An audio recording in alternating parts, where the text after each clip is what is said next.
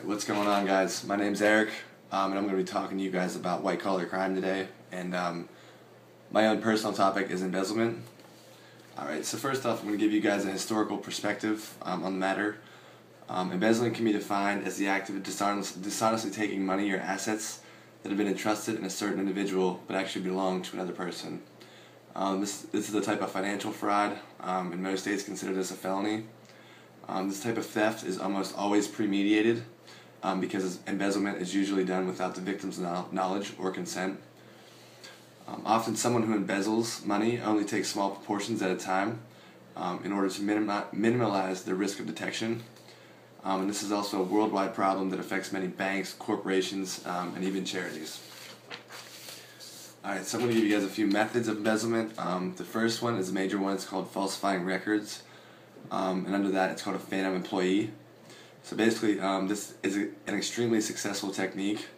A phantom employee is often created by a manager or a person in power. The phantom employee often has a false social security number and many other forged documents stating that he or she is in fact a paid salaried employee of the company. The employee will receive a set salary and work consistent hours through the year in order to avoid detection.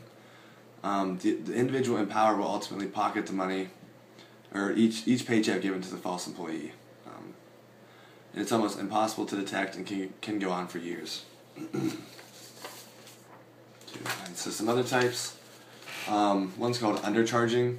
So basically, cashiers can do this at small local businesses. They can simply undercharge any friends or family for merchandise. So we also got fake refunds. I'm sorry. A person in power can issue refunds to a false customer and pocket the money. A fictitious or quote-unquote bad debt is the next one's called. It's a person in power can accept payment from a customer but later record that the check was a bad check.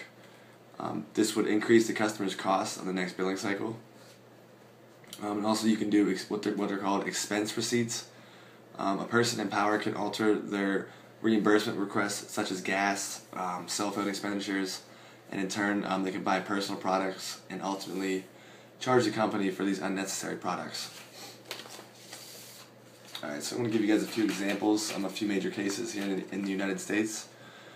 So in 1930, it was called Guarany Building and Loan Association. This happened in 1930.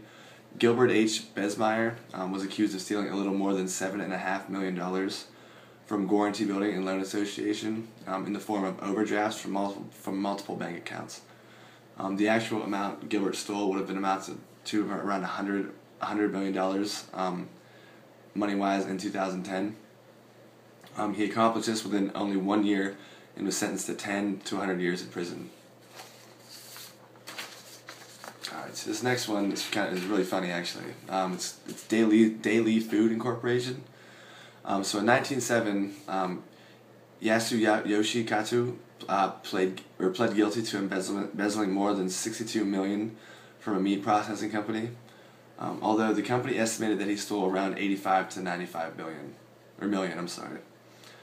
He was the chief financial advisor, and this scam went on for more than 6 years. His wife and himself lived a lavish lifestyle, including many exotic animals, jewelry, houses, and vehicles. He reportedly would write himself checks from the company accounts and almost instantly cover it up. He would cover up the losses with falsified loans. When people questioned him about his massive financial gains, he reported that he was the inventor of Nintendo. Alright, so I got a video here I'm going to show you guys. Let me pull it up real quick and just take just a second. This is Columbus, Ohio. Such a fascinating place, they followed suit with the other 78 places in America called Columbus. He discovered America. Okay, we get it. Anyway, the man in the dock is Jesse Oddy. Jesse is, or rather was, a court clerk responsible for collecting the fines imposed by the court. Jesse committed the bog-standard sin of fools. He had a good thing going, and he got greedy. As you can see here, he took a fancy to some of the money handed over to pay the fines. A little bit for the court, and a little bit for Jesse, but a little bit quickly built up to nearly $450,000. Jesse, but that's gonna get noticed, and you're gonna see some old colleagues, but not for a reunion. Here he goes, pocketing the money.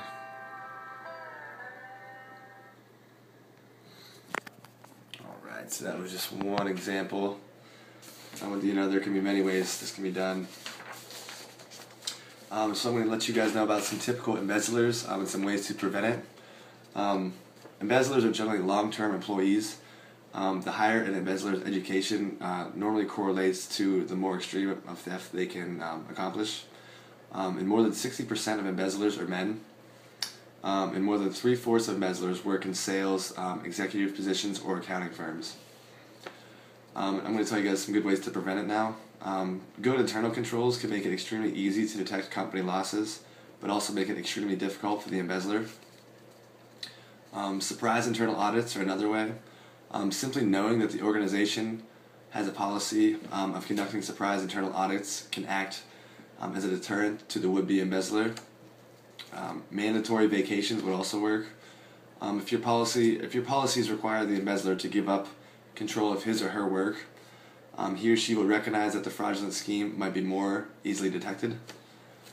And obviously, don't hire thieves. This means conducting sufficient background checks that involve drug testing, credit checks, reference and criminal background checks. And that's all I have for you guys. Thanks a lot, and thanks for listening.